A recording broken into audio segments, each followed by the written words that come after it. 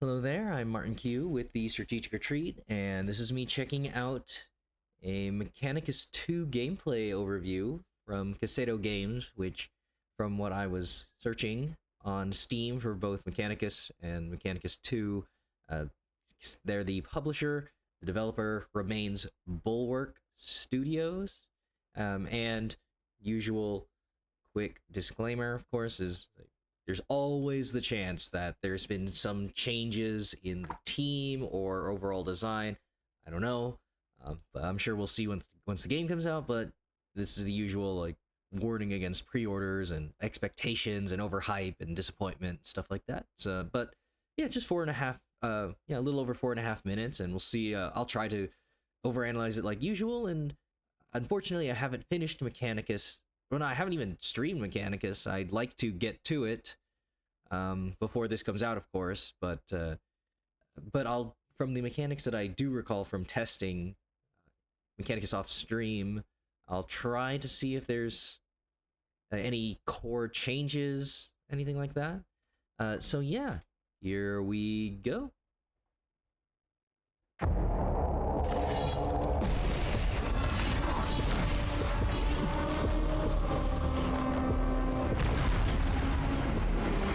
Mechanicus 2 is a turn-based tactical sequel set in the grim-dark universe of Warhammer 40,000. Take command of two iconic factions, each with their own fully realized campaign. For the machine is immortal. Alright, well, you were only doing AdMech before, so I mean this is already an expansion. On one side, the Adeptus Mechanicus, being able to play as the fanatical Necrons. priesthood of the Imperium of mankind. In their worship of the machine god, they exchange their flesh for metal and quest tirelessly for knowledge. Cybernetic tech priests lead armies of augmented soldiers, lobotomized servitors, and robotic war machines. On the other side, the Necrons, an ancient race of skeletal, mechanical aliens, rising from their tombs to reclaim a galaxy they once ruled. Arrogant and relentless, their powerful nobles command legions of undying warriors and monstrous high-tech constructs to annihilate the vermin that defile their worlds.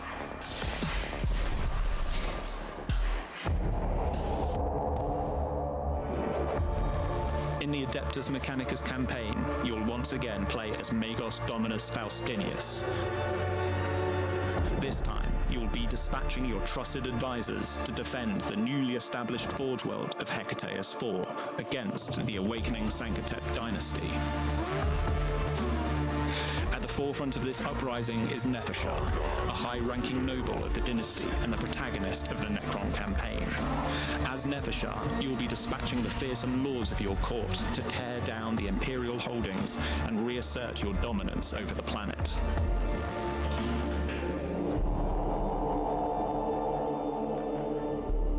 For both factions, combat is built around a leader-centric design. Your other units are tools, expendable fighters meant to protect and empower your leader as you execute your strategy.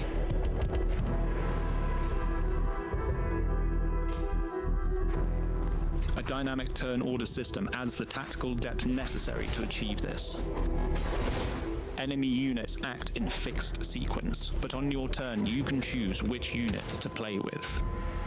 Identifying the right sequence, that is, the right unit at the right time, is key to victory.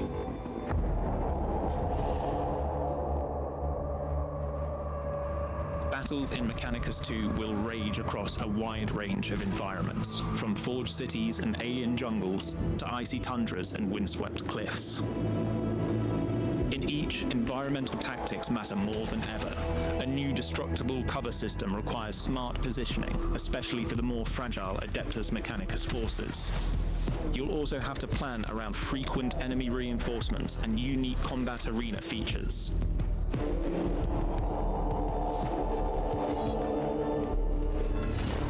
While commanding Mechanicus, you'll need to master a revamped cognition system.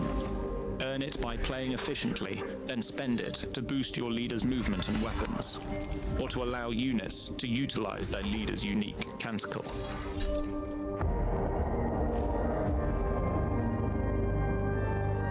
The Necron equivalent is Dominion. Earn it by dealing damage, building units leveled to unlock and improve your unit's weapons and abilities. The longer units stay in the fight, the stronger they become. Crucial to that goal are reanimation protocols, which let fallen Necrons rise again, unless they're destroyed entirely. Alright, unit All preservation. missions are launched from the war map, where you'll research new technologies, customize your leaders, and shape the landscapes of Hecateus 4.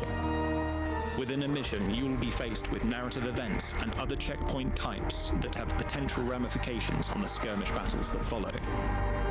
As the wider conflict unfolds, the war will descend into a bitter struggle that will put the ultimate fate of the planet and everyone on it in your hands.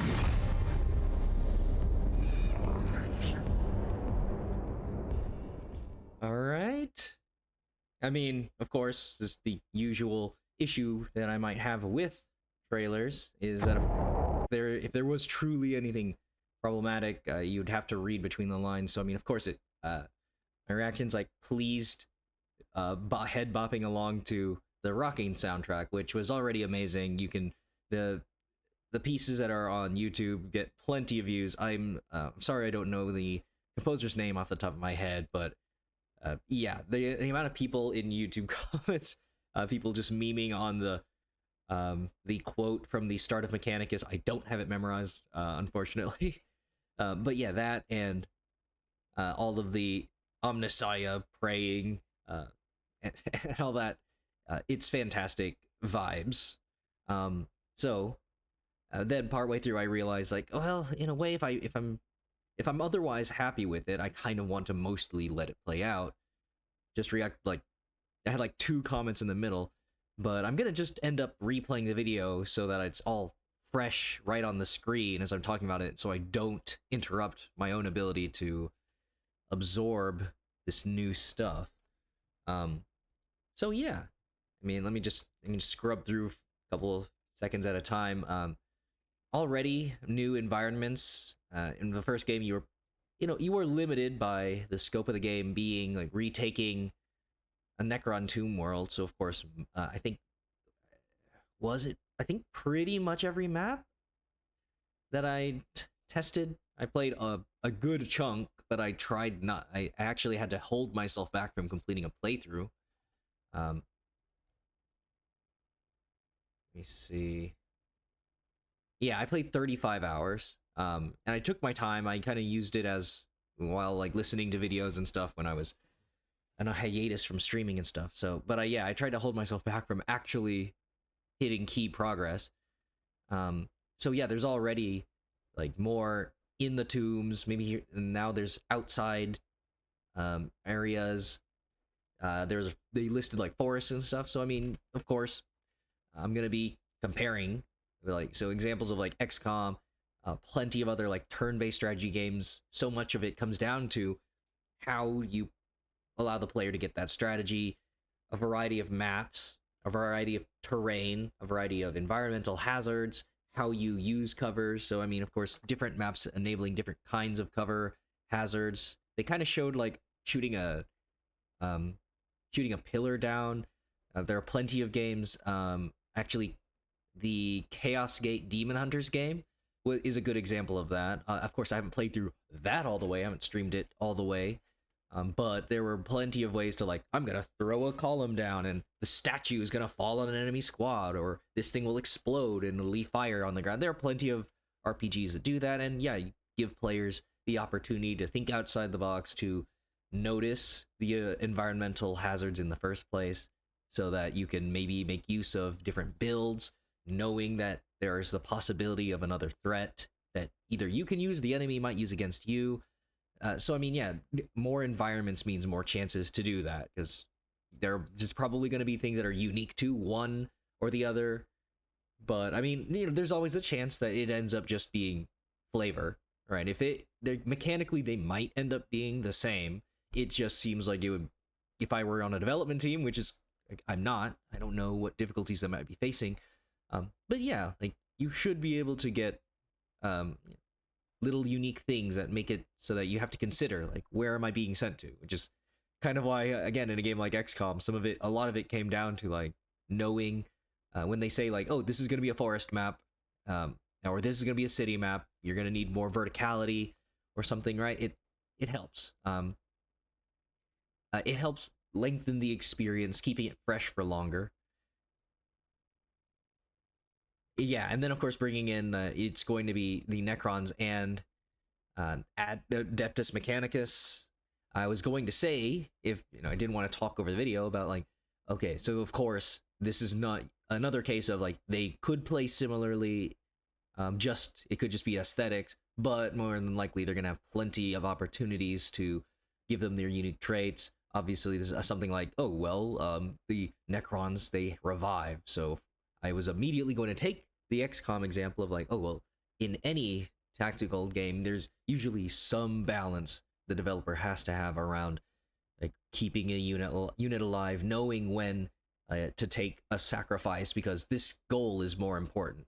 Something. And in the first game, you built up your tech priests, plenty of equipment and gear. You obviously don't want to lose them in a mission because you need more action economy. You need to be able to cover more things, interact with the environment, gain resources, and then you don't get penalized with wounds, or I forget exactly what the penalty was. I don't think it was. You probably had options for permadeath in the first game. I don't quite remember, but yeah, like you would have to consider that. And then for the Necrons, like, well, unless they created another squad, which it now says that it's leader focus, which I'll also get into.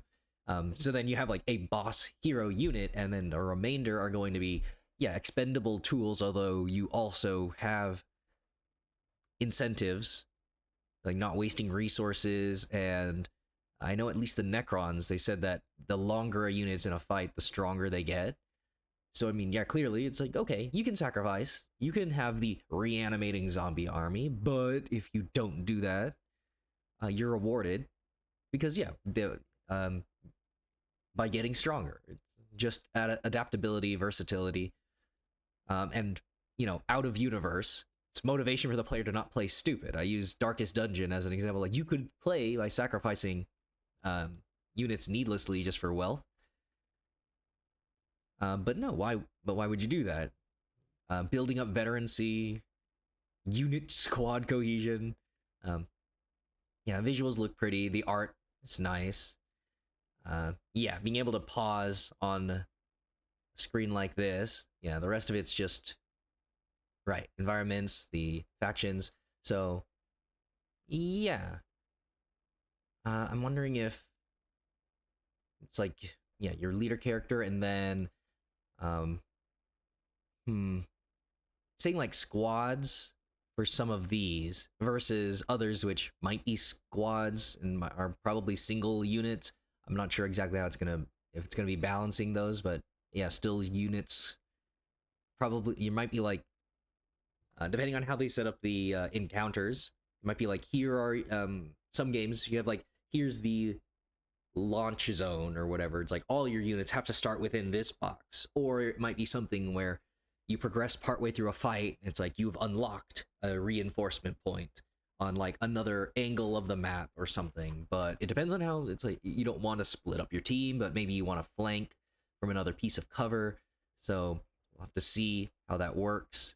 Otherwise, it's like you're just they're all placed at once, perhaps, and you're just trying to mix and match. Like this unit counters in this. If I'm expecting this type of enemy, right? It depends on the mission briefing of like, oh well, then I'd obviously pick this, and then maybe there could be like an intel mechanic where it's like that there's like 3 of these enemies, and the 4th type of enemy you have no idea. And so that there's always the chance of things going wrong, even if you try to counter properly with everything that you do know. So I'm just trying to spitball of like, how do they make it so that it's not just a puzzle that instantly gets solved because, you already figured it out beforehand, while still giving the player something to analyze. Lobotomy. Right. I was kind of playing this one because my servitors and giving unit flavor. Animations, I'll probably just mute it, about like they're robots, but you still give them essentially a little excited spinny move. Very, I'm sure there's a great scientific lore reason why he has to do that. It's like, and nah, it's giving a unit flavor. I'm sure even the Necrons will have great little little animations. I'm wondering, RTSs, right? Click on units, they might have voice lines. It can be some mix of serious and jokey that always just, it gives you little bit of attachment. Otherwise, yeah, it depends on, like, you might be making like swarms of units with scarabs in addition to reanimating troops. Units getting down, they can get the Necrons can get executed. That's a carryover from the first game, so tying in with the incentive to keep units alive, and if you have to sacrifice them, maybe that's okay. It depends on how limited your reinforcement resources are, or are there maybe timed objectives that you can't just wait around for reinforcements forever. Not really sure. The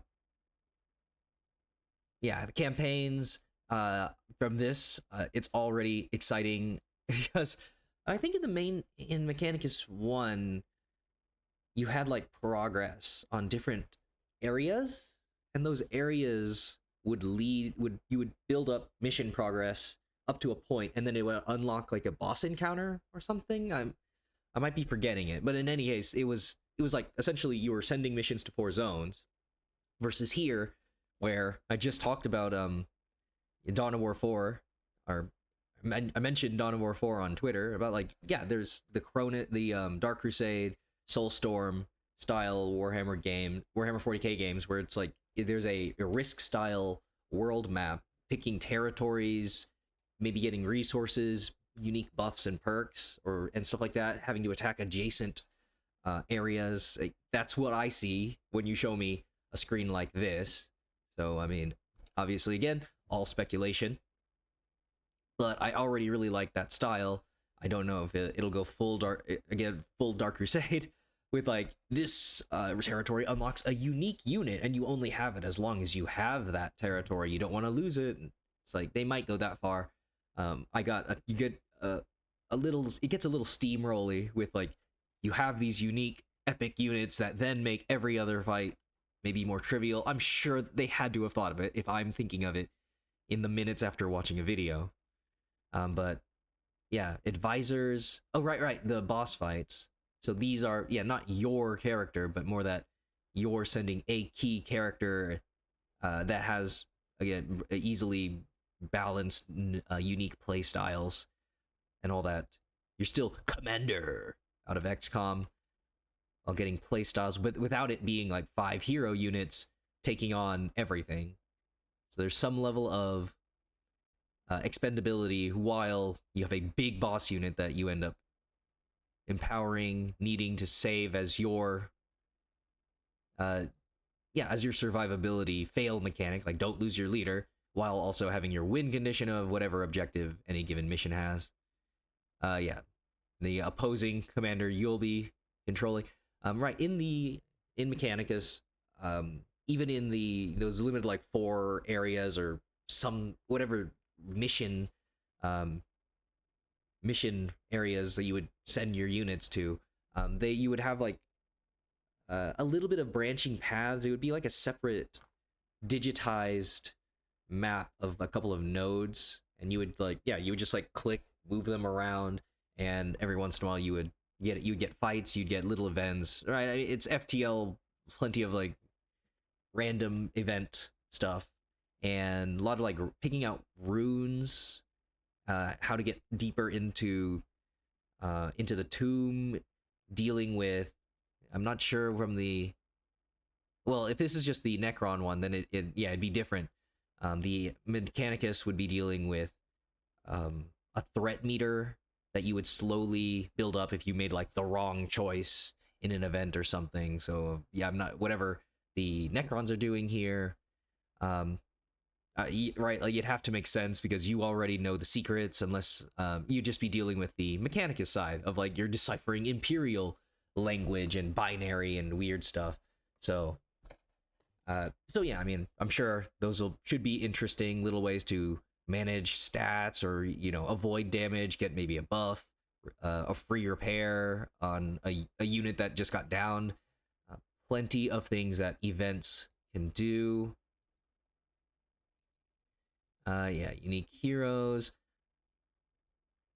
And then cover system, that was all, I believe that was, I don't quite recall. I think it was. I don't know if it was just line of sight. It might have just been like, yeah, was it simple? I'm trying to think. Maybe I'm thinking of the Mario Rabbids games. I'm not sure if it's been so long since I played it. But yeah, definitely now. Cover system, I'm not sure if it's going to be like low cover is 50%, high cover is 100% protection from specific angles. But yeah, it might have just been range. And then you would have two different kinds of armor, which is like a yellow and a blue. And you have weapons that prioritize some. So you want a mix of that. I'm not quite sure if it'll do that here. Yeah, the deploy zones, leader centric. Yeah, I'm seeing just the same health bars. They did mention the action economy of, so you already, so I mean it has to be, it's not perfectly symmetrical because and then it allows the player a little choice there of like what order the enemies are definitely going to do their stuff, and if you can take them out before it happens, great. Meanwhile, you can pick in any order, and yeah, that would mean you have turns where your last unit runs into something super risky, surrounded by enemy units, and does whatever. And that means if you leave that unit there through the entire enemy turn, they are exposed, they have no cover or something, right? You would get screwed, except you can then take that unit as the first action to get them back to safety. So little things like that are nice. I'd have to again see it in action. But yeah, little options like that. Rush objectives, perhaps. Yeah,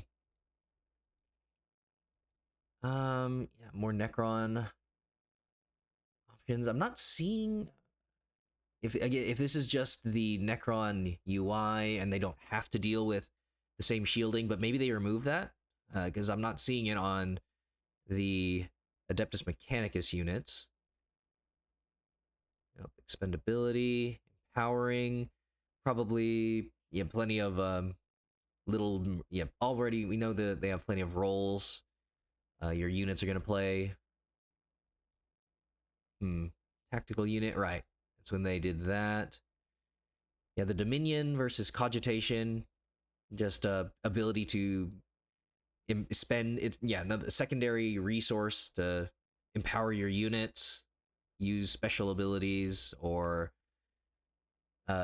unique equipment and tools. So sure, that.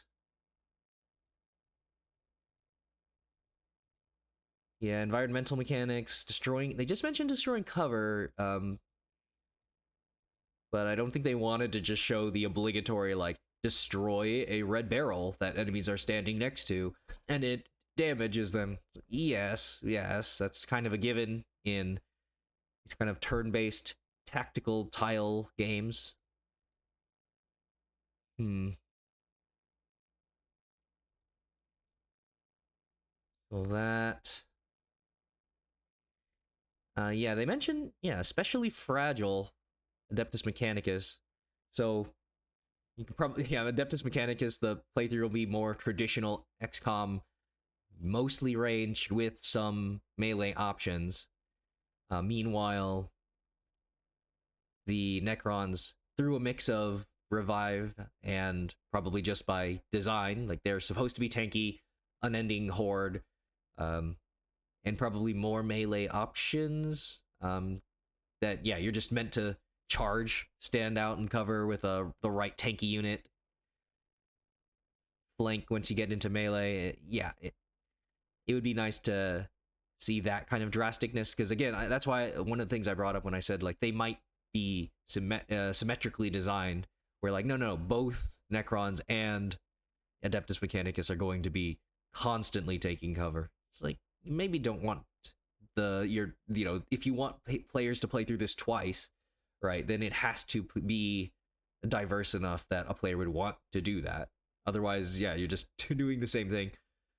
Um, yeah, gotta check for the pacing of those reinforcements. If they're actually infinite, right, then that's kind of a push for the player to complete missions, but you also don't want to make it so it becomes too overwhelming and impossible too quickly. It's like, it takes me this many turns to take out one enemy unit, and in the time that it takes me to do that, two enemy units spawn, and then it's like, okay, well, that's immediately impossible, and then players will totally disengage with any kind of combat mechanics because they've been told to only rush for the objective, right? So you don't want to push that too far.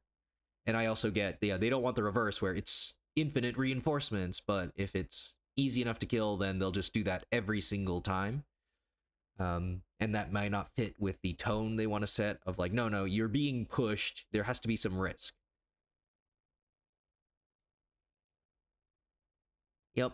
Cogitation, Dominion, all that. Yeah, I mean, that's just... Oh, right. Yeah, retaking the planet as Necrons versus defending the planet. Yeah, as Adeptus Mechanicus XCOM.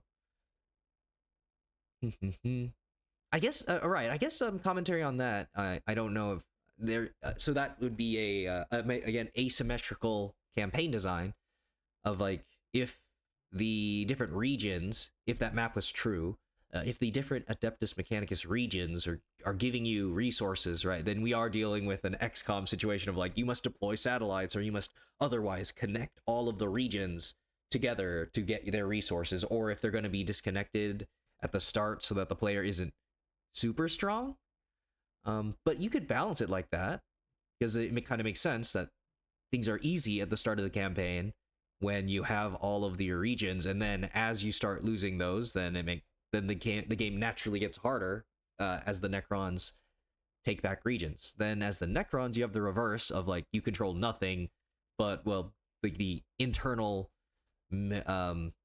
stored soldiers of the Tomb World, and then you have to I don't know if you would choose a emergence point on the planet, but yeah, you might just slowly gain strength by taking back the planet from the Adeptus Mechanicus, but then the player, the developer has to balance around like, okay, well, you control the whole map, and then like, yeah, are you getting too much from each zone, or you've you become enough of a threat that the Adeptus Mechanicus finally gets reinforcements, unleashes everything right at the end of the campaign, and you don't want it to get too easy because you're controlling every bonus on the map. So, I mean, that's just me brainstorming on these region-based style games. Risk. So, yep, all of that. Yeah, I don't know. Maybe it's not like that, but I don't know. There were different colorations, so that, yeah, perk points, research. I mean, I only knew Mechanicus won the... You just got a giant inventory of gear to put on your soldiers. I don't quite recall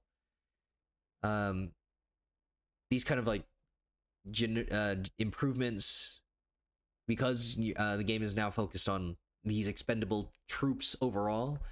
I know you were able to pick some troops, but I didn't use those a lot. I know there were several call-ins that would give you, I mean, of course, helping the action economy.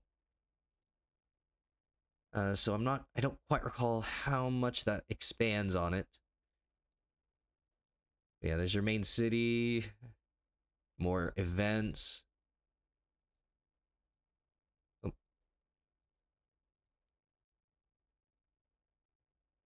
Yeah, that's much more reminiscent of the first game's missions. You choose something and then you get led on a string of events, battles, and then you would eventually maybe get a fork in the road or something.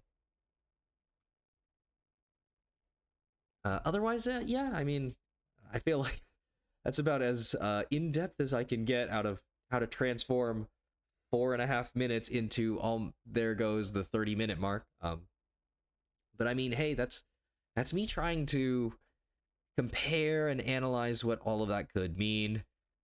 Transform it other than just saying like that was cool, thanks guys, like, subscribe. But yeah, like give them the like. So yeah. Well, anyhow, so, a little rambly. Definitely. I kept it very casual, but I mean that's maybe more sincere and real. So thanks for sticking around. While I check this out, anyways. Take care, guys. Looking forward to the game.